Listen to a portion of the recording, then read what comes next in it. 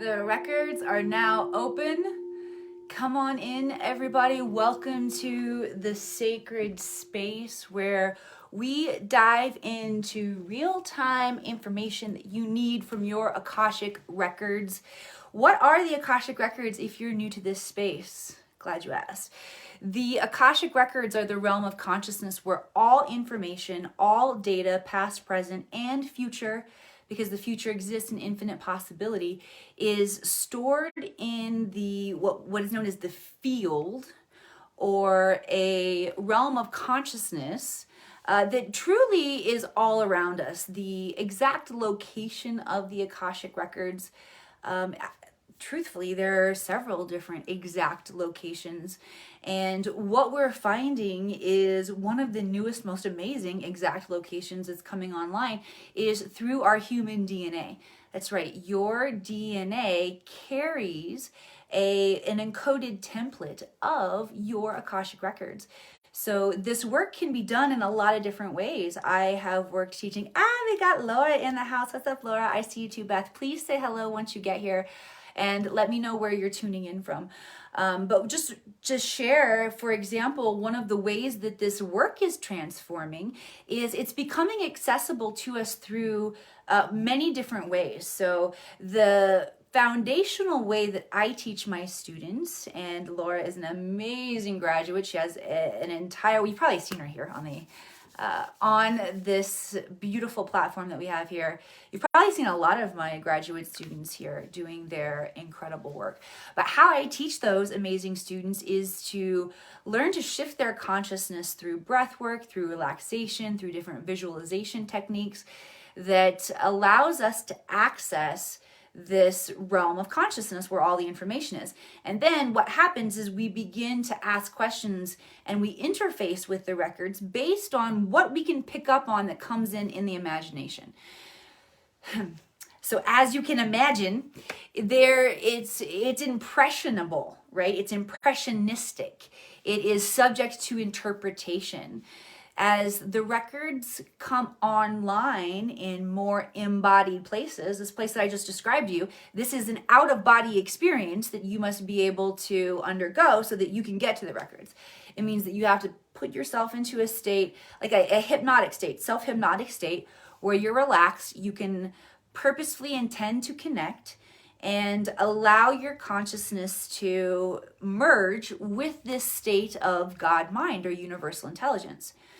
As more and more of us become awake to this and we remember this, part of the, shall I say legend, the lineage of the Akashic Records. How beautiful is this iced tea, by the way? This is Earl Grey iced tea that my daughter Vivi made for me right before the show. And the lemon hits me in the face when I try to drink it. All right.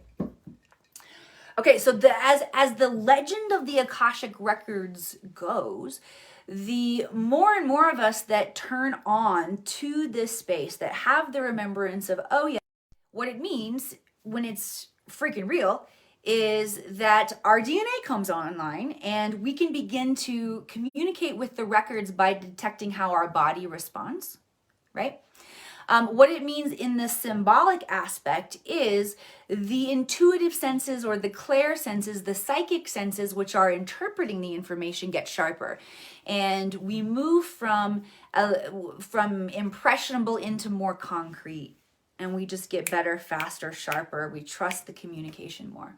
How many of you guys can relate to this? If you can relate to this, send some love likes, hearts across the screen. Take a moment and share this out. The more we have collected here together in this space, whether we are live or whether you're watching on the replay, the more we increase the energy, we increase the impact of the work that we're doing together. Plus, it's just good to share with your fellow human, because we're about to have some fun up in here. That's right. Donna, I see you. I'm glad you're here. Nicoletta, I see you. Shell Baby is here up in the house. All right. So once again, you know the drill. Say hi once you get here. Let me know where you're tuning in from. I'm going to preach just a little bit more on the shadow. Actually, I'm going to introduce myself because I haven't done that yet. Then I'm going to preach a little bit on shadow. I keep whistling when I say shadow. I didn't mean to do that. And then we're going to start diving into your questions. So if you do have questions that you're bringing into this space, go ahead and start typing those in as well. So you can type it and forget it and then be present for the rest of the preaching that we're going to do today. David Vega, tacos and margarita on Cinco de Mayo.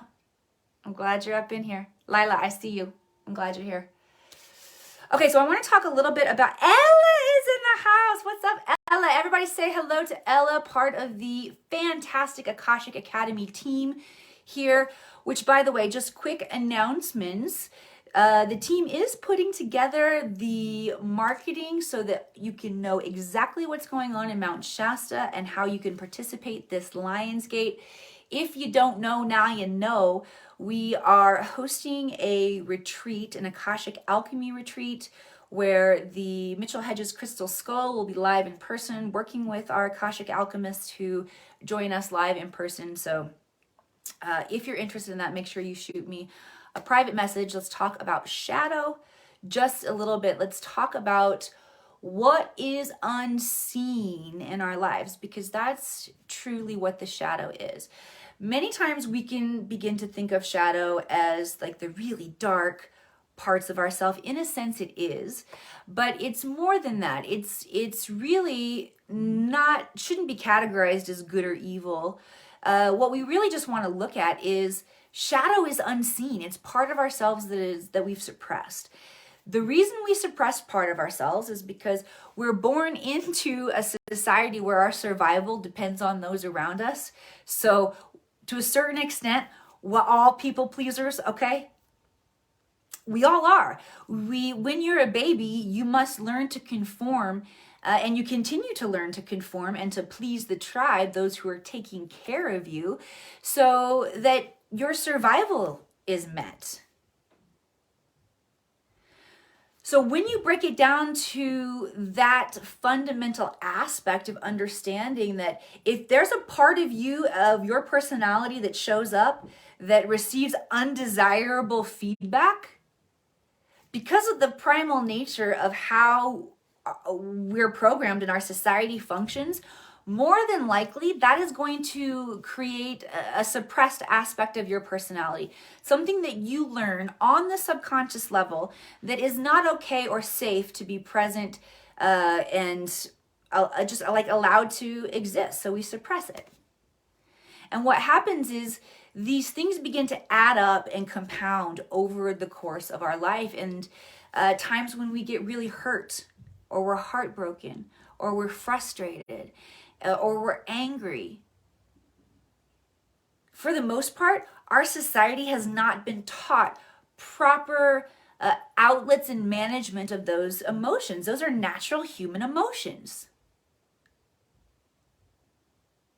So when we're not taught proper ways to deal with them, and we're only taught that they bother those around us. Hi, Tracy. Hi, Beth. Hi, Cindy. I see you all. Thank you for being here. We begin to suppress that, and we begin to deny parts of ourselves that are speaking and want to be heard. And you know what happens if there's a part of you that wants expression and you do not express it. Hi, Mama. It will kick and scream and fight its way out. And what happens is it begins to get very confusing, unfortunately, because we suppress aspects of our human experience that's coming out, right? Beth says that's literally where I am now. That's why I say it's so important to deal with it now, because cosmically, there are energies coming in, inviting you to look at your shadow now, because we're about to move into a substantial upgrade season. This next eclipse season, moving into Lionsgate. Lionsgate is when we specifically align to Sirius, the constellation Sirius. Ooh, so much energy and empowerment comes into our planet and light workers.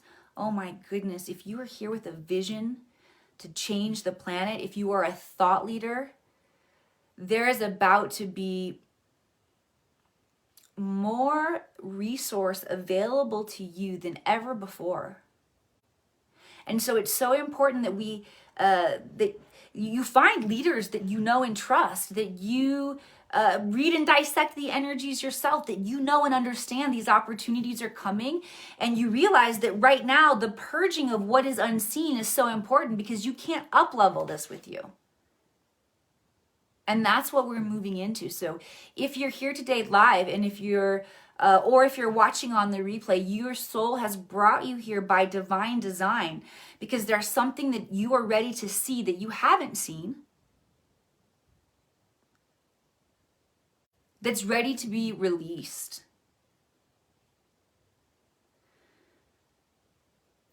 So that's really, let me see if there's anything else coming in about shadow or anything that the guides want to share about shadow. I just want to bring your awareness to, this is where the work is happening. It's happening. It's definitely happening for me too. I'm noticing areas where I have learned a coping mechanism to adapt, again, rather than be fully expressed in something that in an emotion that makes somebody else uncomfortable. I've been adapting.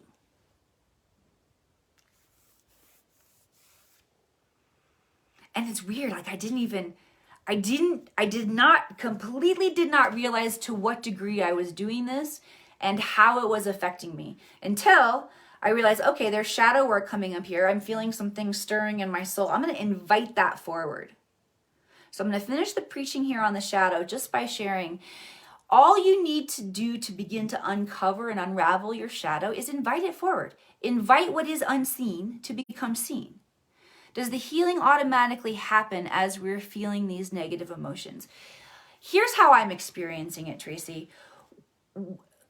As soon as I made the declaration to invite forward the unseen, and I began to see it, what was also attached to it was the feeling that I had suppressed and stuffed. So for me, it looks like deep heartbreak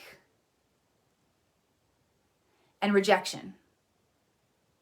Which, fuck, man, I thought that I had, like, seriously, I remember preaching about this. I had come to Jesus moments around rejection. I thought I did. Like the biggest part of me that feels like I had laid that to rest was when my grandmother, God rest her soul, she passed away. And through my experience in the Akashic Records, I was able to see that I was holding an ancestral wounding around rejection that came from her. She actually lost her mother at a very young age due to complications of an abortion. This was many generations ago. Probably back in, I don't know if it was the 20s or 30s or something like that, but something like that, okay? All right. So she grew up with this, and it had carried through my maternal line.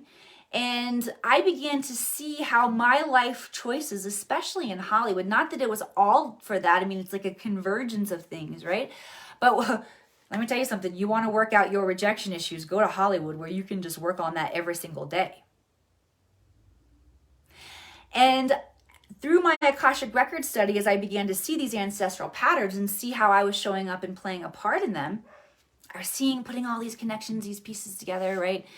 And then there was a time where I felt like this issue had come complete and full circle when I returned back to my hometown. Oh, I just slammed my hand down a little too hard on my leg there and my reflex took off. just talk with your hands just a little more gently, Emily. I want to kick the camera over. Oh, we got a big fat troll in the house. Hang on, I can block him. Oh, I'm not even going to take the time. Somebody else can block him, though. If there's anybody else here that can block. Oh, actually, you know what? Fuck it. We're not even going to block him because, truthfully, the algorithms of more and more comments on here, push it out into the feed. Gotcha. Thank you, by the way. Okay, so I felt like it had come full circle and was complete for me when I returned home for Granny's funeral and I gave the eulogy and felt like returning back to that place and having like that level of understanding allowed me a feeling and experience that completed it. And then probably 6 months or maybe less than 6 months later, I was living one of my dream, like big stretch goal dreams when I was speaking on stage at Harvard. So for me, I had tied meaning to, okay, I laid all of these pieces to rest, the rejection. I felt more ready to stand in my power than ever before. And that's when this opportunity came to me. And all of that felt really great and complete. And now here we are again. So for me, when the energy comes up, here's what I'm doing this time is that I'm allowing myself to see and feel the depth of whatever the memory that is triggered. Like I said, it's a lot of heartbreak and rejection, that I think I was just tired and overloaded during this certain chapter of my life where it was everywhere. Like it was, hell man, you can't handle rejection. Do not go to Hollywood. I just got to the point where I was so adept and numb at it and moving through it that I needed to revisit it and allow my human to really truly grieve aspects of sadness and pain and frustration and betrayal and like just all this shit that I'd learned to bypass. And when I was able to just let myself feel it, I posted a quote. I can't remember. It could have been about a year or so ago. It was a good one. It caused so much heat. It got people, feathers ruffled, I gotta say. So, and I can't remember exactly how it goes. I might butcher it, but it's a little something like this. Emotional pain only lasts blank seconds. I can't remember if it was 20 or if it was 60 or if it was 90, but it wasn't more than 90 for sure. Emotional pain lasts this long, totally a matter of seconds that you can hold your breath for, as they say, right? I can stand on my head that long, as my granny would say.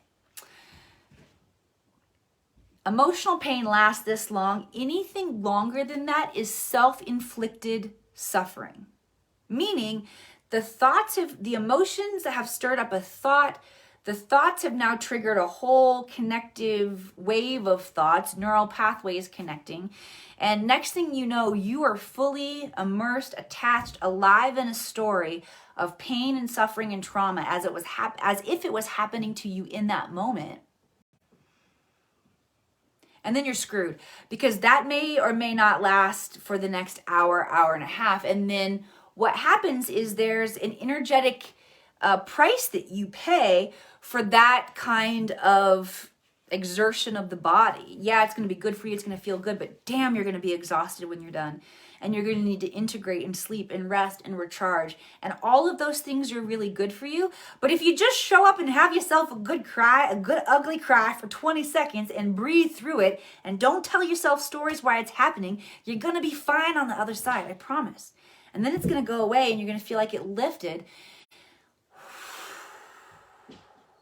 So for me, that's how I'm transmuting. It's not the only way to transmute by any means, but it's working.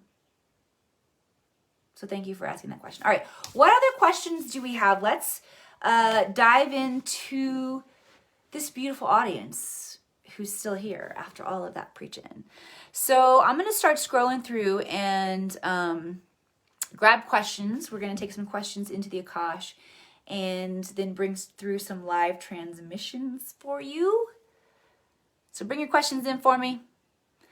Jamie says, I have seen crisis and chaos since Monday. Not for me, but all around me and everywhere. Jamie, thank you for being the eye of a hurricane. Here's the other thing is that when I talk about patterns coming in like this and affecting everyone, I'm really glad that Jamie said that. Jamie's another one of my students. Because I say everyone, and that's really, that's loose of me to say everyone, because it affects everyone differently. It affects everyone just how that person needs to be affected. And there are some people who are the space holders and the anchors. So a couple things. I would say either she maybe experienced like a prequel to this in the weeks coming. There are a lot of times there are people who experience it, like the edge of it as it's coming in. We know something's coming. We're like, oh, something's coming. And then like the big wave comes in behind you. Or Jamie could have fully transmuted or transmuted enough to a point where she can witness that and help be a witness, because everything that we experience as we transmute it, it needs a witness. Whether you're speaking symbolically or, whether you got somebody signing a document with you, there's energetic understanding and truth around this idea of witness. So everything needs witness. So if Jamie has transmuted enough of that, she can serve as witness when the collective is going through it, and she doesn't necessarily experience all of the same things. So if you are one of those people, thank you. All right, let's see what else we got here. Let's see. Question. Cindy Miggs, did you want a reading? No, I'm just kidding. Just joking. It's not a real question. All right, that's right, that's true. The edge, that's it. Cool. Okay, Tracy Hoover, thank you for sending in a question. Tracy says, I'm going through a dark night of the soul right now, grieving over twin flame. It just hit me. Maybe I'm holding on because, oh, dang it. It scrolled. Okay, I'm going to try to see. Okay, maybe I'm holding on because, let me try to hit that again more. All right. Trace, it's not letting me go to see more. Wait, let me try one more thing. Oh, there we go. Thank you. Maybe I'm holding on because I think it will undo the rejection or wanting to be chosen for once. Does this make sense? Okay. So here's the thing. I'm gonna talk to you in my framework of twin flame, soulmate, all of this energy, okay? So for me, twin flames don't come along and invite opportunity for us to dive in with them until both souls have come into a stage of enlightenment. And Tracy, if you're still dealing with rejection issues or wanting to be chosen, then it's not a twin flame relationship, because you would have completely transmuted all of that desire, longing, and wanting. And let me tell you something. Freaking, we put soul, what are they? Twin flame, twin flame relationships up here in our, because we idolize them like a great Hollywood movie, and we think that everything like that's gonna be, no. Generally, they're so intense that we don't see soul flames together, or I'm sorry, twin flames together for lifetimes, because first of all, there's a lot that has to be transmuted before we even get to that point. And the level of the work that's done there it's so conscious and galactic. It looks like Game of Thrones.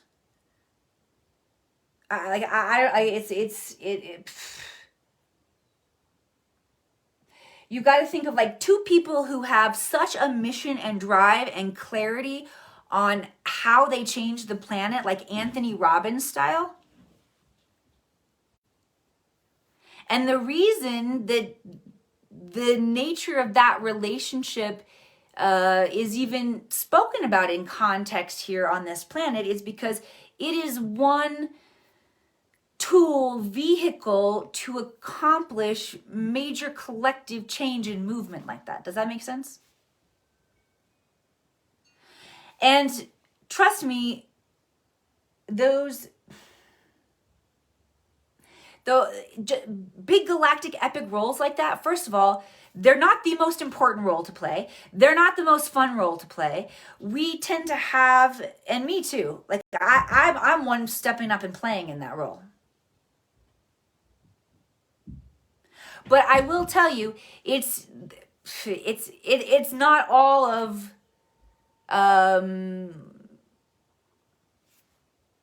what celebrity and reality TV and it's not that. And we think it's that. Here's the thing that I think is basically broken about us in all of our relationships on this planet, is that we're processing them all through the same, and I'm talking about like romantic partner relationships, whether you're gay or straight or however you show up in those, whether you call it here are the three main categories that I see that are relevant to people that we know about. We've got karmic relationships, we've got soulmate relationships, and we've got twin flame relationships. Okay? The problem is we don't know the differences between those three, and we're processing them all as if they were the Hollywood fairy tale romance notebook. And we think that, that must be what my twin flame is, and so that's what I'm looking for. And that's all fucked up, people. That is all wrong. Okay? There are different relationships that benefit us in different stages of our life. There are different kinds of romantic relationships that benefit us in different stages of our life. Okay? If a twin flame relationship were to show up in somebody who had not reached a certain state of enlightenment or awakening, oh man, it would absolutely blow circuits. So that doesn't happen. But we nonetheless still feel like you can get incredibly heartbroken and fucked up as they come in relationships in all the different styles. Okay? They can all leave you very heartbroken. So let's talk about the different styles. A karmic relationship is a relationship, and they're very difficult, but I'll share with you.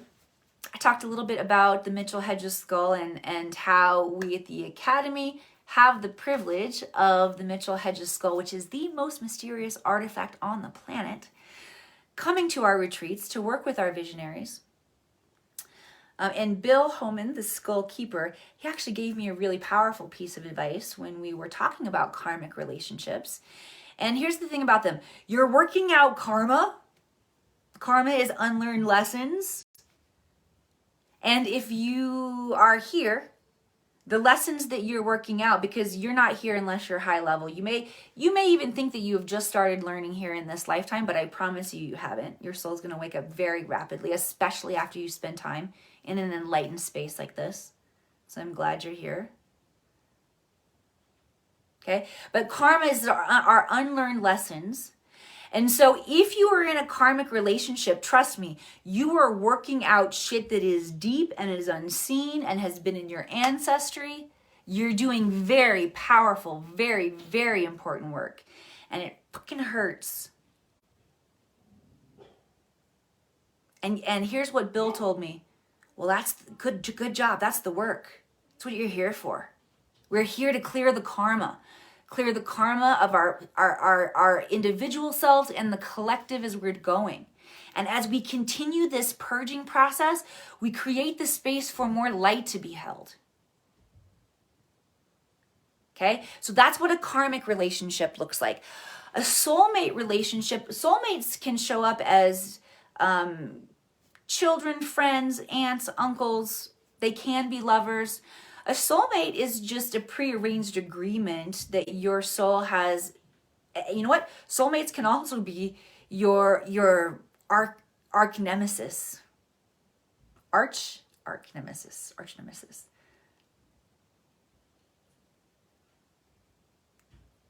Anybody that your soul has agreed to show up and to learn a lesson that will collectively support both of you, it's a soulmate. We got lots of them. Okay? And then there's that twin flame shit that I talked about that I'm not going to go back into.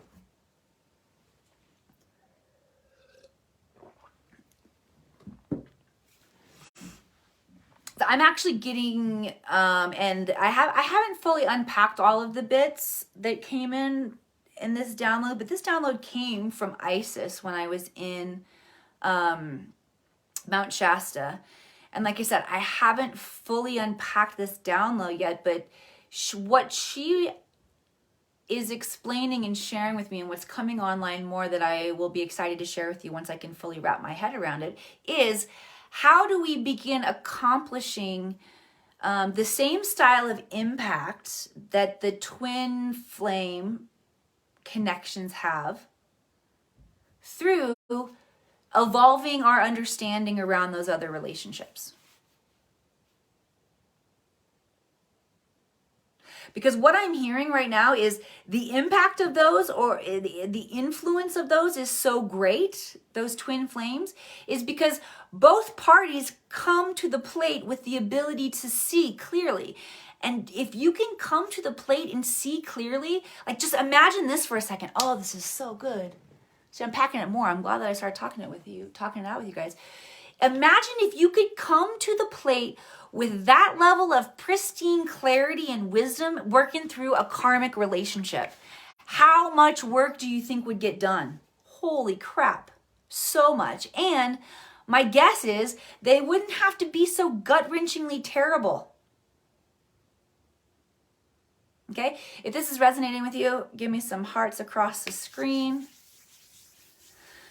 All right, so let's bring in this first activation, and I want to tie all of these pieces together because this is really like this conversation around soulmates and the different kinds of relationships that we experience in. Tracy, I just want to pause and thank you so much. This gave a beautiful opportunity for us all to examine what really is like unseen, what the undercurrents are, what the misnomers, the myths around these different kind of archetype relationships that show up for us.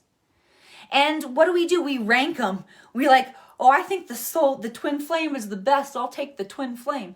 No, when we're really wise and we know what it is that we're working on, we say, oh, I need the karmic one right now. I'm going to take the karmic one. I'm going to take the karmic one for $700, Alex. And then, like I said, imagine what happens to begins to happen to all human relationships when we show up and experience them through a very high level of awareness, an acute level of awareness where we're taking responsibility. So being able to understand how our shadow, or what is unseen, collectively is playing out in something that affects all of us. I mean, humans are built to have relationships and to procreate. So you're designed to want to figure this out. And if you've checked out and you're like, fuck it, I don't want a relationship, that's just because you've been hurt and you have a heart wall up, because you are critically designed for that.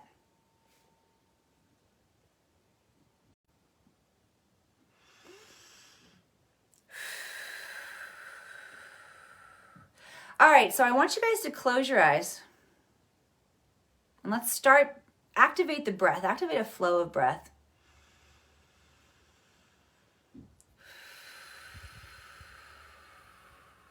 If you're ready to invite forward what is unseen in your world, what is shadow in your world, try to keep the breath totally consistent while we're doing this, okay? It requires a couple of things, and I want to cut the shit with you. Because I asked for this recently too, and then all of a sudden it revealed itself. I was like, whoa, you're way crazier than I thought you were. Okay? And far more beautiful. One thing I want you to know, that in the space of the Akashic Records, they work gently. They are only going to bring forward what you are ready to work through. But be ready, because they're not messing around. You say you're ready, you're going to bring it through. So inviting forward what you're ready to see, what's been unseen, what's been unexpressed, what maybe you've even misunderstood about yourself. Actually, that's the way the guides want us to ask it. Ooh, that's good. This is also going to bring in the perfect amount of grace for all of you. Because again, I can feel we got some very experienced people in the house. We got some newbies in the house. I'm going to call you newbies in this lifetime. We want to take care of everybody. Don't want to blow anybody's circuits. The records are gentle and powerful at the same time, but this asking this way is going to ensure the right amount of gentleness, just like feeling that coherence. And the question is, where have I misunderstood myself? Okay. Hopefully you're still breathing. So as you're contemplating, as you're making these agreements with yourself, it feels like we're just showing up and breathing here together and hanging out. This is sacred ceremony, I promise you. You may or may not look back on this moment and know that this is when you change something, but it is. You have to be willing to release your identity around this part of this not fully seen or expressed part of you, and that can be scary. When we release a part of our identity, a lot of things happen that they're undercurrents that we don't even realize are happening, and so we don't know how to be gentle with ourselves. And our shit starts coming up and we start to think, oh, maybe maybe this is a bad idea to take on a new identity. Guess what? You're going to grieve the old identity. Did you know that? Even if your old identity is, I see you next Tuesday. Male or female. Okay. And you're like, I am so ready to leave that part of myself behind. She just bitching and complaining all the time. Guess what? You're still going to be sad that she goes. So be ready to grieve part of yourself. Be ready for weird ass feelings of sadness and shit to come up. And you're like, what is this? That's what it really is. But if you know, you can be prepared. My third eye is just bouncing off. If you guys are receiving this, send some hearts so I can feel into your energy.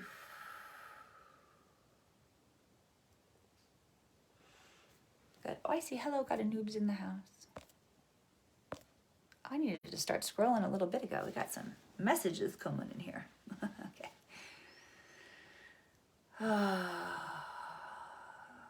Okay, so we have to be ready to grieve our old self. And you also have to be ready for fear to come up when you don't know who your new self is yet. That's okay. Let the fear just trigger the, oh yeah, because I'm about to meet a new aspect of myself. You got to reframe that and create space to get excited. Otherwise, you won't realize what's really happening is your old energy's coming up, your old patterns are coming up, and you're going to retreat. Good, thank you for those hearts. Jennifer, you're welcome for the time. I'm glad this is landing. Thank you.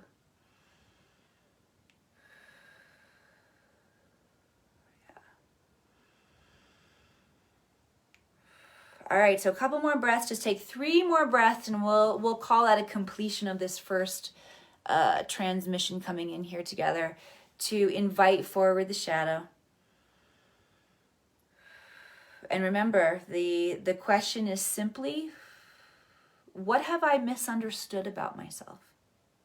Okay, what have I misunderstood about myself? And when you notice, Elaine, I love you so much. You're welcome. Jennifer's excited, so good. Jennifer, I'm excited for you too.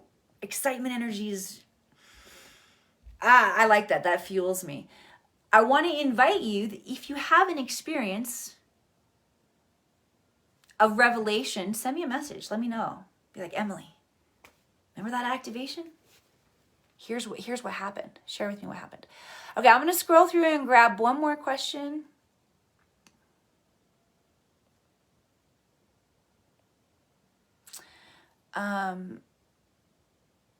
Okay, I see the question here. Sorry, what did you say the karmic relationship was? Just super briefly, but there's really great explanation. So if you are joining and you're interested in the different kinds of relationships, I broke down 3: karmic, soulmate, and twin flame. Karmic is basically when we're working out soul karma. So karma is an unlearned lesson. So any lesson that we haven't brought into mastery or that our ancestry hasn't brought into mastery. We're working through those things. Or sometimes like we agree to take on things for the collective. Although you'll always, if you, most of us in here probably do work for the collective, because just naturally being awake and aware, when you work on yourself, you're shifting the collective also. Those of us who know that we're here working on the collective are definitely working on the collective, but it all happens through your own microcosm. So when I say I'm working on the collective, that doesn't mean when I'm showing up in my retreats and creating a badass experience and I'm changing the collective. No, it means when shit breaks down in my own life, how do I show up to myself, my kids, my family, my clients? Like how do I work it in my own microcosm? That's when I'm working on the collective. All right, let's scroll through. Come on, one more question. Lisa in the house. Say hi to Lisa, everybody.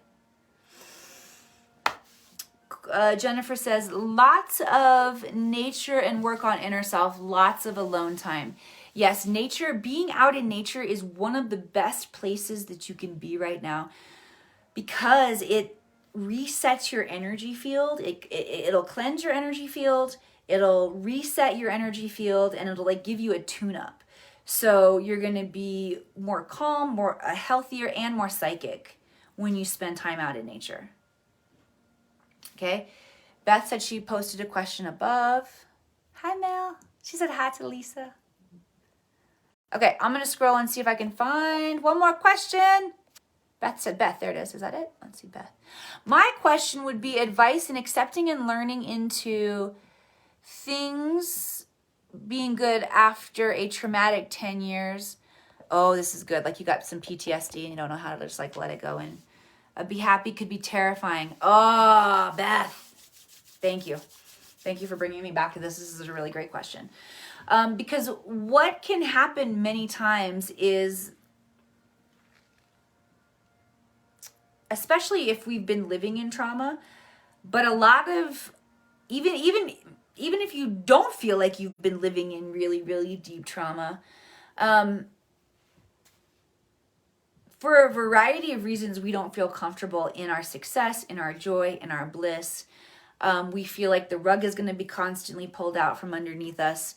Any experience that you've had as a kid or a young adult or even an adult where that happened to you, it's left an imprint. So I find that we don't know how to hold that vibrational frequency. We're unfamiliar with that. And if you have a concept or a construct, I should say, that unfamiliarity or change is bad or it's going to hurt you, or like even if there's that subconscious, oh, this is unfamiliar, I might get fucked up here. I don't know what's going to happen in this territory, okay? If that happens to you and you're not aware of it, and guys, this happens. It happens like at nanosecond speed on the subconscious levels. So unless you're doing a bunch of Tai Chi, Qigong, or yoga or something that cultivates your subtle energy practice, you're not going to catch it. Okay? So what happens is that unfamiliar feeling comes in, and instead of slowing down enough that we're like, oh, this is unfamiliar because I'm about to step into a new vibration that I need to get used to. I need to get used to this water. We feel the unfamiliarity and we go into reaction mode, which causes us to pull back into the old the old space, not stepping into the joy frequency. We like fall back into old patterns where it actually feels more comfortable. It's dysfunctional, but it feels more comfortable. And then vibrationally, that's what we put out to the universe that we're okay accepting. And if we've done a lot of work to like close down the trauma, that energy is not going to show up in the same traumatic way, but it's going to show up in another area of our life. So it's about learning to hold a different vibrational frequency. Okay? Let me just tune in, Beth, and just get some what some good tips might be.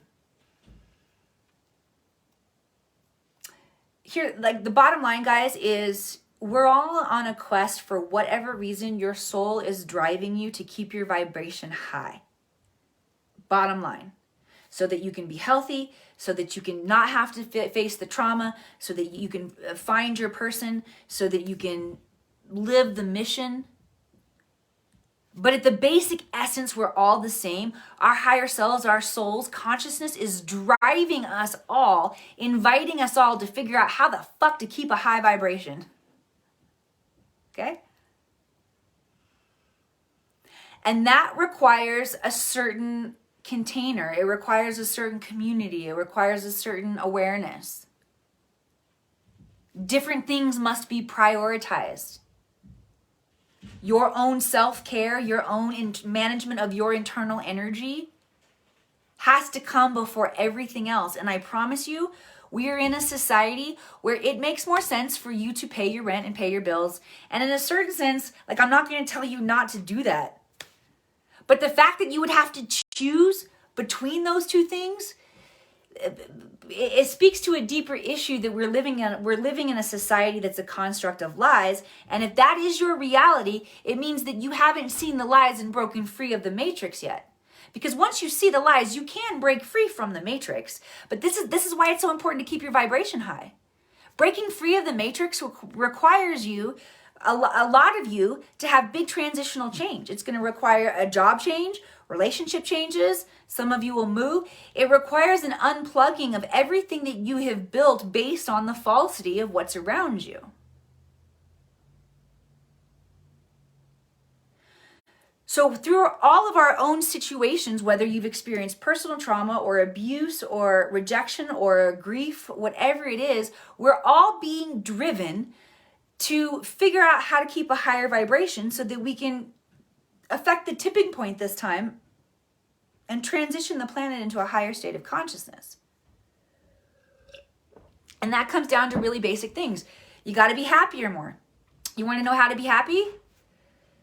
Here's essence. Make yourself think happy thoughts before you go to bed. Make yourself think happy thoughts before you get up in the morning. Now, let me say, rather than make yourself, let me change those words. Those were not very good words. The guides just scolded me. Fine. Okay. They say train yourself and be graceful and gentle with yourself as you're taking on a new skill.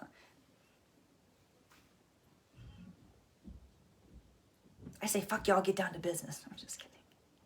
I do have compassion, I promise. Okay? Gratitude, excellence.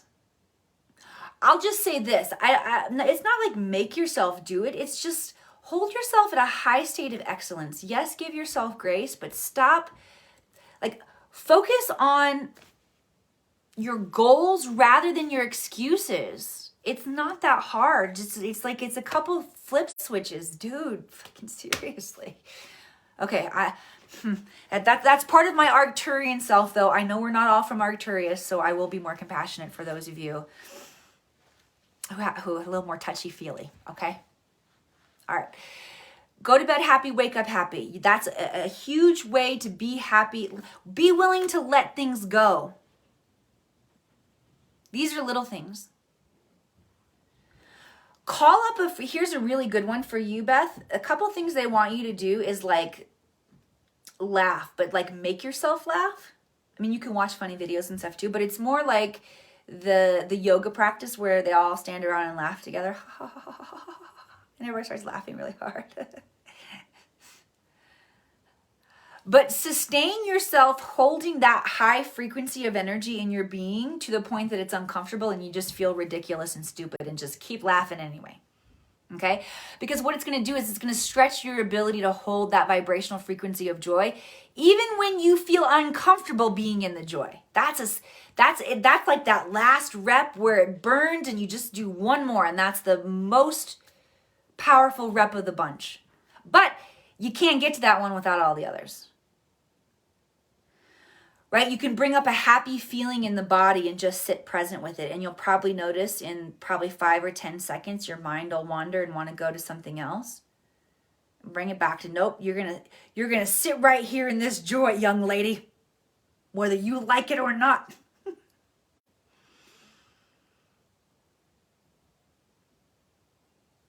So being, again, here's the other thing, Beth, is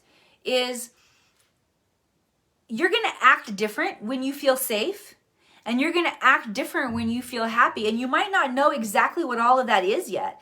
So you might have to play some games with yourself like, okay, I'm noticing, let's say that you something that should be joyful is eliciting a negative response in you. Okay, I'm noticing that this is a happy moment, but I'm not feeling happy, I'm feeling anxiety. How would the happy Beth show up right now? And it might just be that the happy Beth doesn't know how to show up, or you don't know how the happy Beth does it. You only know how the anxious Beth does it, right? So asking yourself questions that help you to begin to stabilize and feel more safe. Remember, I said we're taking on a new identity. And when we don't know what that new identity looks like, we have to get curious. And if you don't get curious, if you get judgmental rather than curious, and you judge your feelings or judge what's coming up rather than getting curious about them, unfortunately you fail and you go back to kindergarten and you don't even realize that you failed because it's all so subtle. You're just like, damn, why is this happening again? Cool. All right, so let's do an activation here for learning to hold more joy, more bliss. This is really, really a great space. Great space for everybody to work in. All right, let me just tap in and see how the guides would like to bring that in.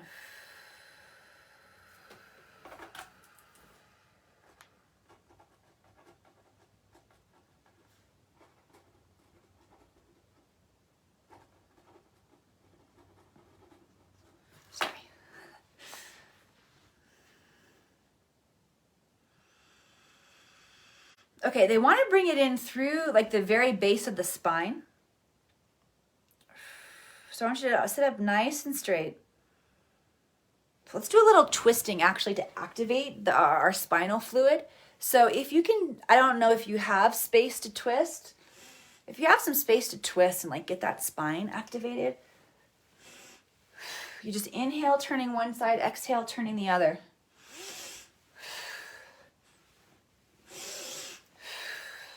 I'm breathing nice and slow today, but you can breathe fast too. Try to stay in frame while we're twisting.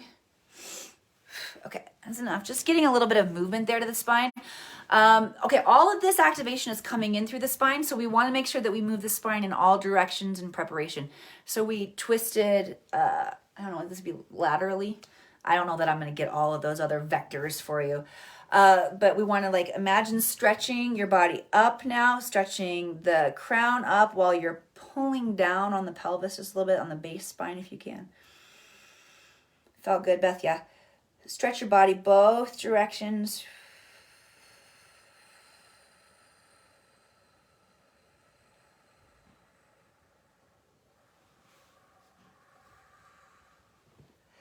Good. Now let's see. I want you to imagine stretching your energy, sitting up nice and straight, stretching the energy, like expanding your energy front and backward.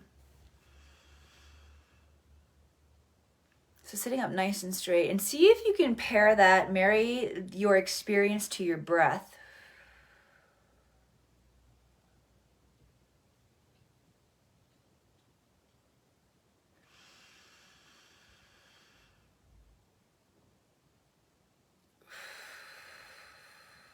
And see what this is really doing is it's creating more space in the body. The spine, this is the, it's just like, it's one of the, when activations are called in and brought through the spine, it's basically like it's a retweaking of everything.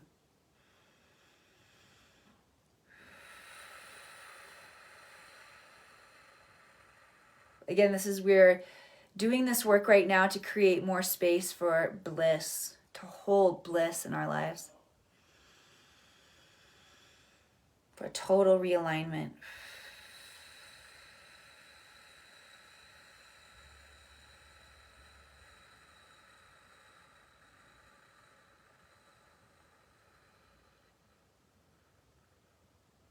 We're just going to keep breathing a couple more breaths.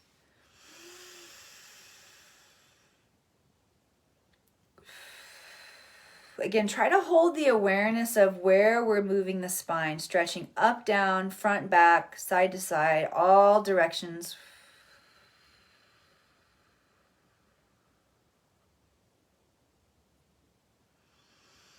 See if you can bring your awareness inside of the body to notice anything that's happening or moving in your subtle energy field. See if you can notice once you bring the awareness inward. Take the consciousness right to the spine. What do you notice? You don't have to type it, just notice in your awareness. You might notice tightness, tingling, warmth, a cool sensation.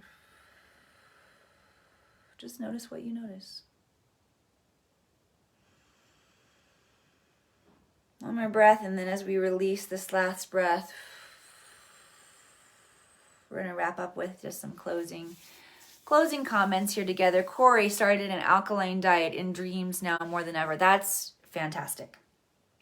I'm also seeing a lot coming alive in dream time, a lot of dream workers, people who do a lot of work in dreams, whether you're moving for yourself or the collective, seeing a lot of that come to life. If we've got dreamers in the house, give us some love likes, hearts across the screen. This idea of, there's my dreamers. This idea of being in the collective dream field or the morphic field together in the dream is really coming alive for me as we're getting closer and closer to the complete release of what our old society and constructs have looked like, and we're being called to build new ones. The visionary, nobody can do it alone, right? So the visionaries, the thought leaders, the pioneers, the inventors, the medicine keepers, wisdom keepers, doctors, teachers, we're all being called forward right now to participate in the collective morphic field of a dream of calling in the new earth. And I don't care how woo-woo, although I would say I think Anthony Robbins is pretty darn woo-woo. But I was going to say, these avatars who are showing up to change the planet and to invite new growth and new experience here on the planet,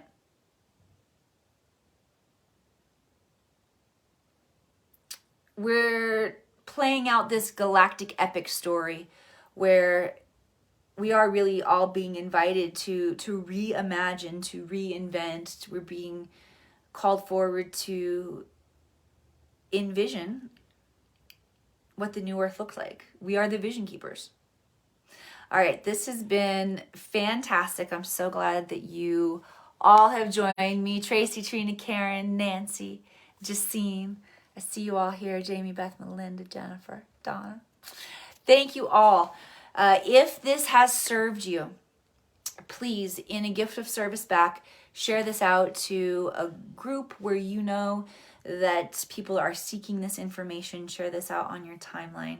And of course, for those of you who are ready for the deeper dive, those of you who are ready to have a complete alignment to your work, your mission, your relationships, you're ready to move into that in all phases of your life, and you're ready to make a difference here on the planet, reach out to me. This is what I'm here to help those of you with big dreams and know that you're here for purpose and you're ready to stand in it, but are not sure how, or you don't have the right container, or this ancient euphoric knowledge and wisdom that seems so freaking woo-woo doesn't feel grounded enough to you, or it still feels too mysterious and you don't feel like you have enough of a handle on it.